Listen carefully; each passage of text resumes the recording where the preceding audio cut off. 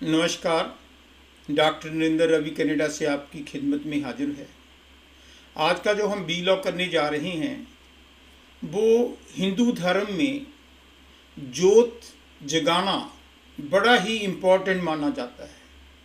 हर इंसान जो भी परमात्मा में विश्वास करता है वो कोशिश करता है कि चाहे वो मंदिर में जाएं, वहाँ पर आरती उतारी जाती है देवी देवताओं की, और उसके बाद हम हाथ ऐसे करके जोत लेते हैं। घरों में भी बहुत से लोग अपने घर में उन्होंने टेम्पल बनाया हुआ है, वहाँ पर शाम को जिसको जोत जलाना कहते हैं, चिराग भी कहते हैं, दीवा भी कहते हैं, धूप बत्ती भी कहते हैं, वो क्या करते हैं कि एक किसी भी बर्तन में या इवन मिट्टी की या इवन आटे की एक गोल आकार बना लेते हैं, उसमें तेल डाल लेते हैं, घी डाल लेते हैं, प्योर श्रद्धा होती है ना, और उसके बीच में रुई की कॉटन की बत्ती डालकर उसमें दिया सलाई के साथ, माचिस के साथ, लाइटर के साथ आग लगा देते हैं, और जो धूप से जो घी से वो लाइट निकलती है उसको हम जोत बोलते हैं। वो बड़ी कॉन्सेंट्रेट होती है।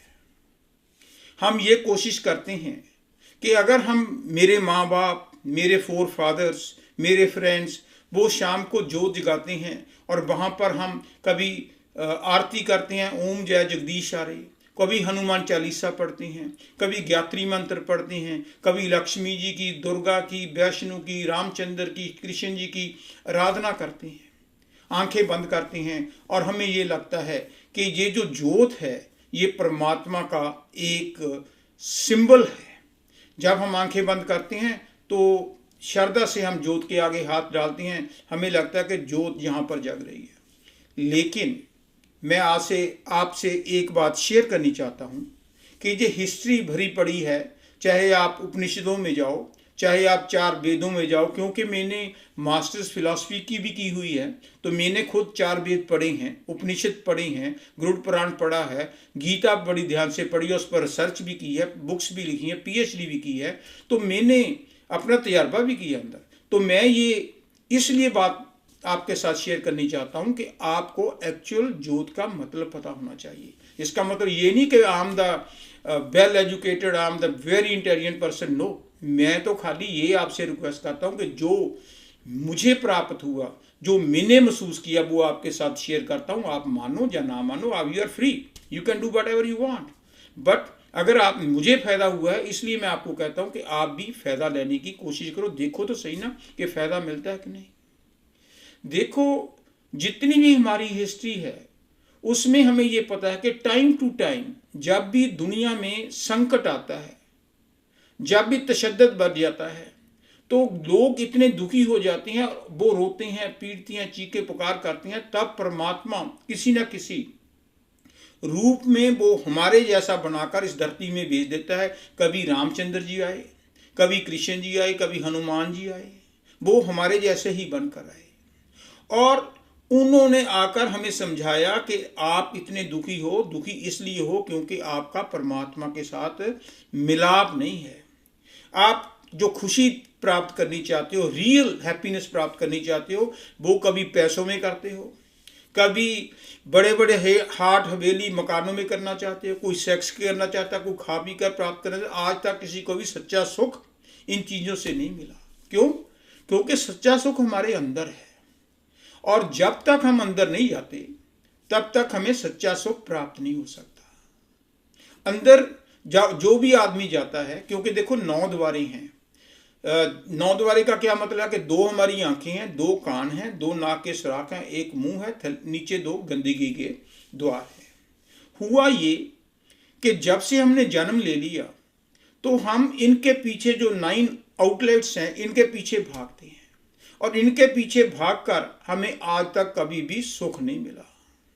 सुख तब मिलेगा जब हम इन चीज़ों से निकलकर अंदर की तरफ अपना ध्यान लगाएंगे। और जब हम अंदर की तरफ ध्यान लगाते हैं, जैसे यूपी के अंदर पलटू साहब के उच्च कोटि के हिंदू बानिया संत हुए हैं, उन्होंने बड़ा साफ कहा है, उल्टा कुआं गगन में, उल्टा कुआं खूह, उल्टा कुआं अपोजिट इन्वर्टेड बेल, उल्टा कुआं गगन में, तिसमें जरे चिराग जोत, लाइट, डिवाइन लाइट, तिसमें जरे चिराग बिना रोगन बिन बाती। छह रुत 12 मास जरते दिन राती।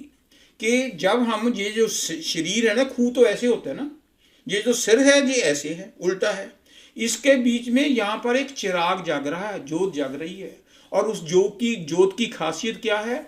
उसको ना बत्ती की जरूरत है, ना घी की जरूरत है, ना दिया सलाई की जरूरत है, क्योंकि वो हमेशा ही जलती रहती है, जन्म से लेकर मरण तक। मरने के बाद भी वो जहाँ से निकल जाती है, किसी और जगह पर वो जोत चली जाती है। जैसे इसको अखंड जोत भी कहते हैं। जो कभी आप महात्मा बुद्धा के जो मंदिर में जाओ ना, तो वहां पर बहुत बड़ा दीवा होता है, वो जोत बुझने नहीं देते। लेकिन उनको भी ना बुझने का क्यों नहीं देते? क्योंकि बार बार उसमें घी डालना पड़ता है, बत्ती डालनी पड़ती है।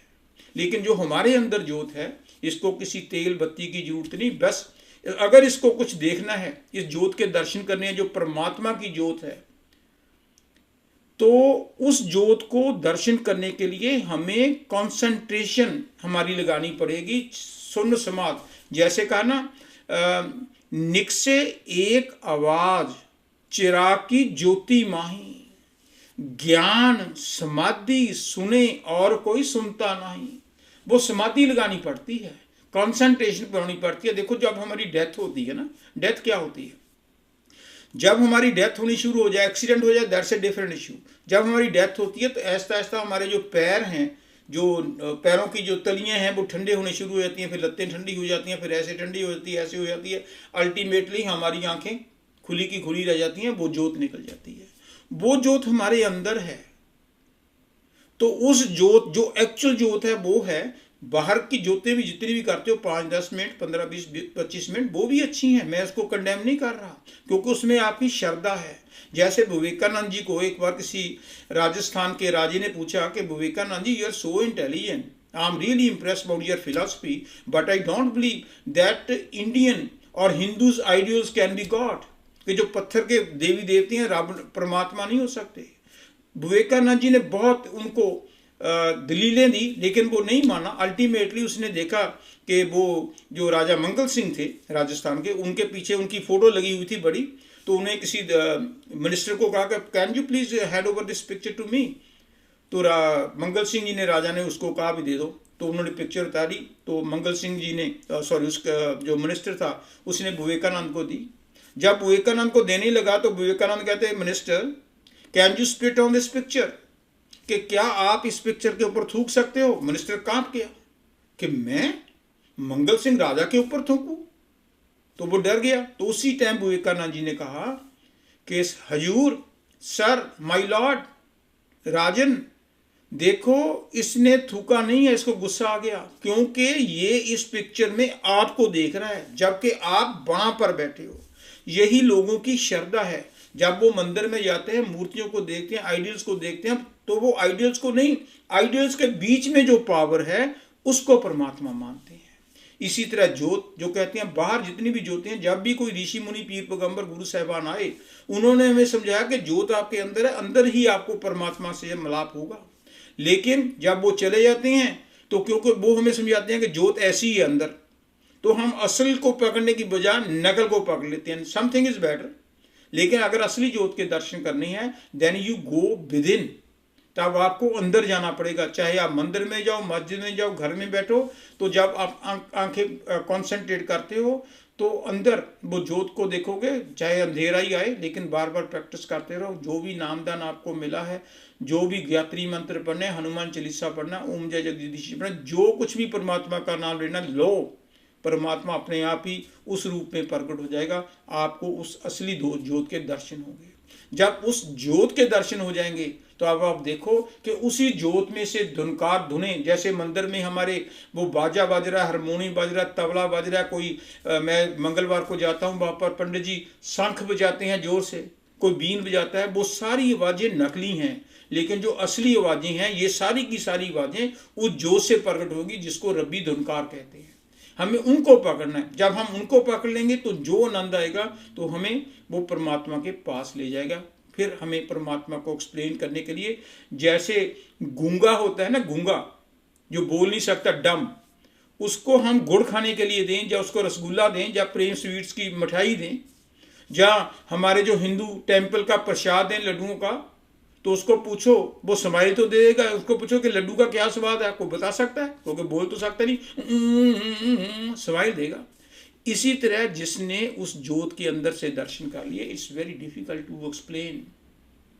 तो इसलिए हमें कोशिश करनी चाहिए, कहीं भी आप जाते हो, घर में बैठते हो, जोत जगाते हो, मंदिरों में जाते हो, कहीं भी जाते हो, तो उसको आगे थोड़ा सा मेडिटेशन करो, वो जोत को अंदर से प्रकट करने की कोशिश करो, तभी हमारी जिंदगी का जो जन्म लेने का पर्पज है वो पूरा होगा। Thank you.